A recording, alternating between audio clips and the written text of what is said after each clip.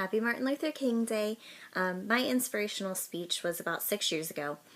I was attending a concert at Cypress Gardens. It was Miranda Lambert, the country music singer, and she had just released her song Gunpowder and Lead recently, which, if you're not familiar with the song, it is a song about domestic violence. The woman is waiting at home for her partner who's just getting out of jail, and she's waiting for him with a gun. And the song's very empowering and makes you want to kick ass as a woman, but the reason that that moment touched me was her speech before she performed this song. She talked about why so many of her songs are about female empowerment and being strong as a woman. It's a very strong theme in a lot of her music. And the reason is that when she was a kid, her family took in a family friend who was being domestically abused, and her time spent with that woman and the woman's stories really impacted her, and she knew that she would never let that happen to herself, and if women can't fight for themselves in that situation, that she wanted to be able to make a statement and help them. And Miranda is a very well-rounded live performer. She is excellent at what she does. She's honest in every moment she takes on stage. And I knew in that moment when she slowed down and took the time to speak to the women independently and reminded us that we are strong and beautiful and worth more than anything domestic violence can bring. And she called the men out on it too and reminded them why it's so important and that it's not okay. And I look to Miranda Lambert not only as a country music artist, but as a woman. She is a very strong woman and she exudes that.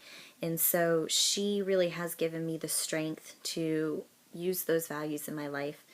I was lucky enough to have parents who taught me that I am worth so much no matter what situation I encounter and who I am with.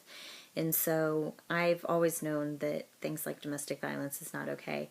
And she just gave me the strength to continue to live by that and to really project that to the people I care about.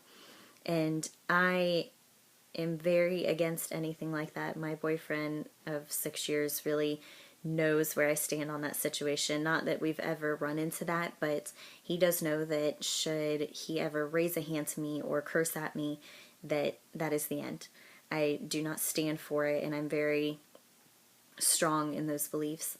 And I do know that I am a strong, beautiful, intelligent woman who is able to stand independently on my own. And I try to make sure that I project that to the world, but also that I help my friends out in situations like that when I see that there's trouble. I have had friends in the past who have been in abusive relationships, and I've made my voice clear as to why that's not okay and why they are so much better than that and how to help them get out of it.